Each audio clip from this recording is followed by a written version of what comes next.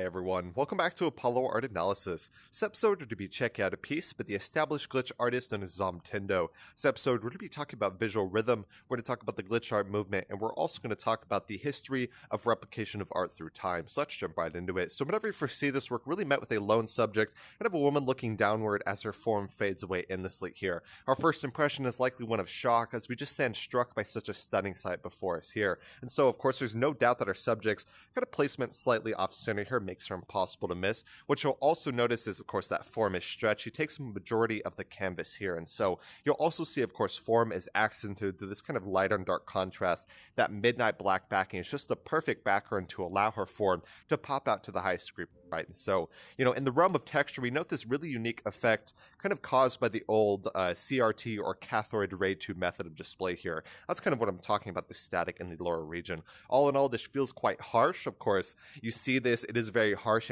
Also introduce a bit of visual energy into the composition here. And so there's really no doubt that these torn pixels kind of burn into memory instantly, right? And this also invigorates the spatial composition with an incredible amount of visual energy. Of course, a static, very diverse colors, it's going to add energy through that, intensity of light, so many different things you can point to, kind of resulting in an invigorated spatial composition, of course, a very energetic visual experience. And so what's pretty interesting here, we have a really unique example of replicated.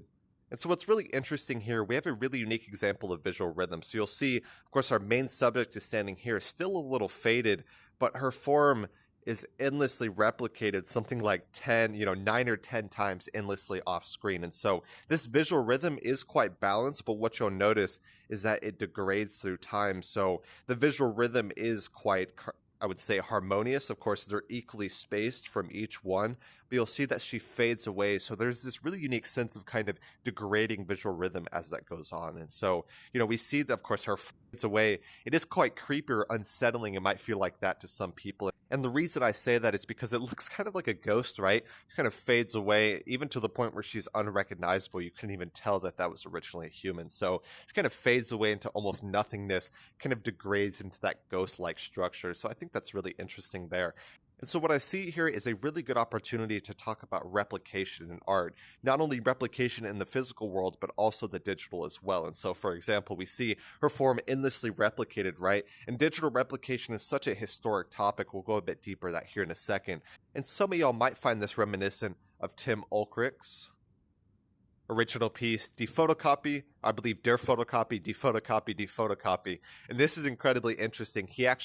This was in the 60s, of course. I believe it was 67. The photocopier came out I believe the commercial photocopier came around 1960. And what's interesting about this work is Ulrichs actually photocopies an encyclopedia article about photocopying just endlessly to kind of show the results of that. And so what you'll see is it is degraded beyond recognition, right? And so we see that, of course, the original encyclopedia article all the way to the point where it's just kind of grit. So it's really hard to see that, and we certainly see a bit of connection here, right? And I think that's incredibly interesting. Of course, replication can be thought of in so many different ways. We'll go a bit deeper that here in a second, but I wanted to point out, of course, such an iconic work, especially in electronic media, to show kind of the replication in the digital age.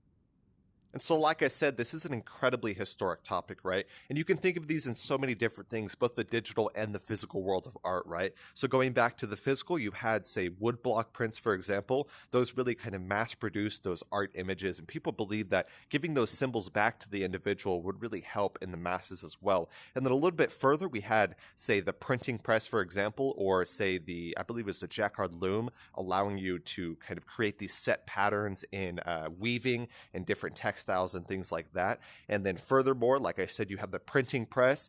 After that, you had the photography, the birth of photography, incredibly, incredibly interesting. And then even further than that, of course, you eventually had the photocopier, things like that. Screen printing such as Andy Warhol. There's so many different things you could point to, all the way to the modern age today. In our digital age, replication is a very, very, very common thing. We download images, we copy images, we screenshot things, we repost things endlessly. And so, the replication, it truly defines our digital age today. I think that's an incredibly historic topic to really point to. And so glitch artists, of course, the glitch art movement, they deliberately look to distort the digital world. And we certainly see that here, right? What you want to look for are torn pixels, visual haze, old methods of display, whether that is cathode ray tube or LED. So many different things you could surely point to here. But the glitch art movement, there's really no doubt that it's seen an incredible rise, especially in the past decade alone. And so really hope y'all enjoyed the piece today. I believe it was an edit in Photoshop, allowing you to kind of endlessly replicate that form. Photoshop is incredibly powerful ever since kind of the early 90s when the masses truly started working with it.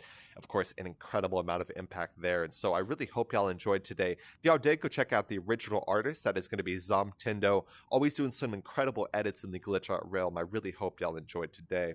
My name is Apollo. This was Apollo Art Analysis, and I'll see y'all on the next episode.